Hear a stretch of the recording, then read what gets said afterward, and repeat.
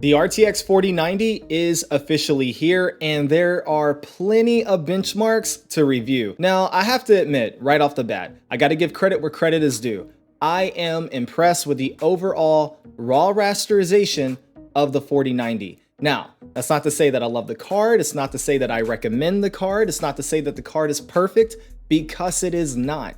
But we're gonna talk all about that here in this video. Now, in my previous videos, I did make various claims about the 4000 series cards, many of which I still stand by. For example, the upcoming RTX 4080 12GB model is basically a $900 4070 in disguise, and also, in my opinion, it's probably going to be a ripoff. I could eat my words and the performance could be amazing, but based on the information we have in front of us today, that's basically what it looks like to me. Now, another claim I made was I thought the 40 series cards would basically be all smoke and mirrors. Basically, they would have almost no performance uplift in terms of raw rasterization. I was guessing maybe 20-25% if we were lucky. And essentially, I thought Nvidia would just use DLSS 3 to fluff up all the numbers and justify the cost that way. I thought the 4090 was going to be nothing more than a software upgrade. The title of this video was going to be the RTX 4090 is a $1,600 software upgrade. But I was wrong about that. There is raw rasterization performance there. It's there. It's good. It's solid. And it's quite impressive. Looking over at Optimum Tech, who is an awesome YouTuber that I highly recommend, we can see that he ran God of War at native 4K on the Ultra preset, and he was pulling in 165 FPS. The RTX 3090 was only pulling in 90 FPS. Again, this is at native 4K with the Ultra preset. That is a 75 frame difference in terms of performance. And if that's not enough, then we can look over at JayzTwoCents and his benchmark data. He benchmarked Guardians of the Galaxy at native 4K with the Ultra preset, no DLSS, and no ray tracing. And look at the numbers. At 4K, he pulled in an average frame rate of 185 FPS. Now, looking at the numbers below that at 1440p and 1080p, we see 201 FPS. This tells me that the game has an in-engine frame rate limit that is 201 FPS. So at native 4K on the Ultra preset, he is almost maxing out Guardians of the Galaxy's total frame rate in-engine limit. Now, if that's not enough, check this out. You can see here the 4090 is averaging 114 frames per second at native 4K with ray tracing turned on and no DLSS at all whatsoever. Now, to me, that's nothing short of impressive. And regardless of how you feel about Nvidia and all of their shady tactics, the reality of the situation is you have to give credit where credit is due.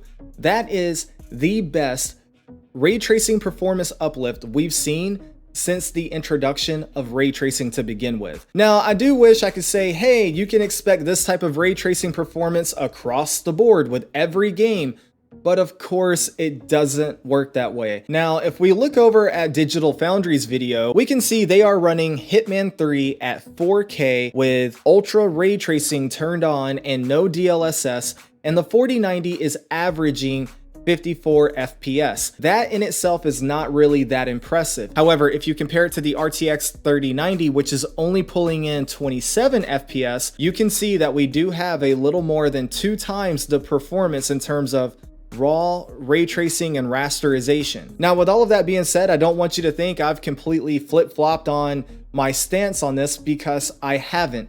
This card is $1,600 for the Founders Edition, and if you're in America. If you get an AIB card, it'll cost you more than that, and if you're in another part of the world, like Europe, for example, then it's going to cost you even more than that. So, unfortunately, this is an incredibly expensive item to purchase, especially just for playing video games. And I know a lot of people may say, well, hey, it's not a gaming card. At this point, look, man, it's a gaming card, okay? I understand it has 24 gigabytes of VRAM and all that stuff, and you can render with it, and it has a lot of cool production quality features, but the reality is gamers are going to buy this for gaming. Agree with it or not, that is the reality. People are going to buy this card just to play video games on it. And starting off at $1,600, whew, that's a pretty hefty price tag there. The other problem to keep in mind with the 4090 is the fact that the power draw is still insane. You need a special adapter in order to even connect the card. They give you one in the box, but it's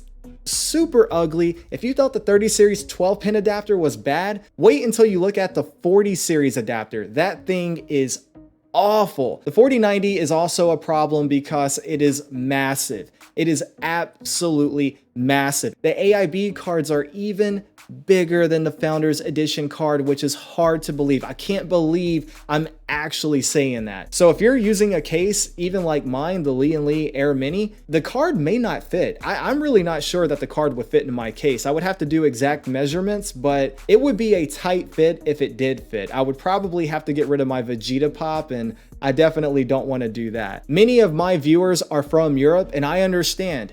Right now, graphics cards are more expensive for you than they are over here for me in America. I also understand you're suffering right now with high electricity prices.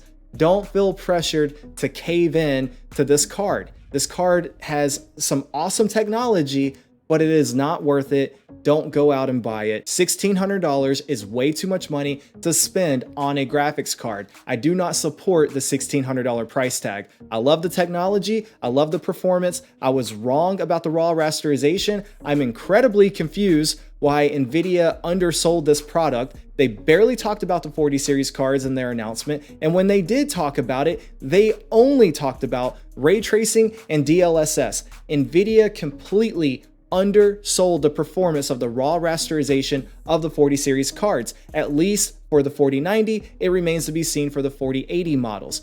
But with all of that being said, the raw rasterization is great, but it will eventually find its way down to cheaper graphics cards. So if you can afford the wait, I encourage you to do so. And on top of all of that, AMD is still right around the corner. AMD is known for high clock speeds, being pro gamer, and undercutting the competition in terms of pricing. When the 6900 XT was announced to the world, it was confirmed to be $1,000 MSRP. It came out $500 lower than the RTX 3090. It is completely possible that AMD could do something like that again. They likely won't catch Nvidia in terms of ray tracing, and FSR is not DLSS. If they can match Nvidia's raw rasterization with the 4090, but come in at $400 or $500 less than Nvidia, that will be a very pro gamer and pro consumer move, and that will give you another option. But of course, you don't have to upgrade at all.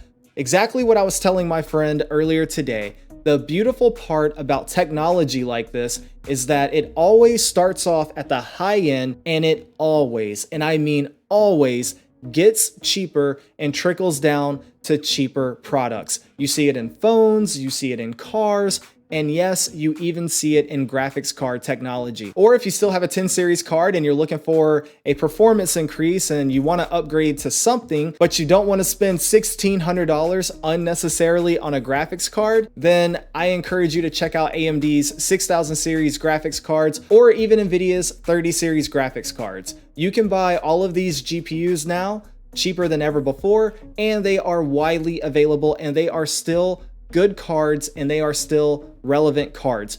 Don't feel pressured to buy the 4090 just because everyone is making it sound like it's the most amazing thing ever. I was wrong about the performance in terms of raw rasterization. I was right about the pricing. I was right about the size, and I was right about the power draw. So, you know, give and take a little bit. No one's perfect. People make mistakes. Let me know in the comment section down below. What do you think about the RTX 4090? I know we don't know about the 4080 yet, not officially, but let me know what you think about the 4090. Do you think it's worth it? Are you getting one? Actually, you're probably not getting one. The better question is, what are your graphics card upgrade plans? Did you just upgrade? Are you keeping what you have? Are you waiting for AMD? Let me know in the comment section down below. I don't really know what to recommend next, so I'll put something right here for you to check out. Just do me a favor and click it. And also, speaking of clicking things, hit the like button for me because it goes a long way in helping me out. Thank you all so much for the support. You are truly incredible. I love having you part of the community. And that's all I got for today. So until next time, E-Rock out.